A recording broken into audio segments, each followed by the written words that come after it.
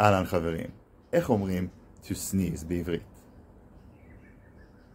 לעשות אפצ'י או להתעטש. בואו ניקח את המילה להתעטש ונטה אותה בזמנים שונים. איך אומרים I sneezed? התעטשתי. The boy sneezed? הילד התעטש. The girl sneezed? הילדה התעטשה. התעטשה.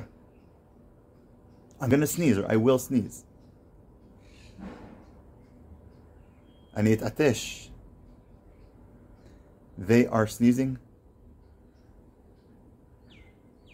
הם מתעטשים. יאללה חברים, להתראות. ואם אהבתם את הסרטון, תעבירו אותו הלאה.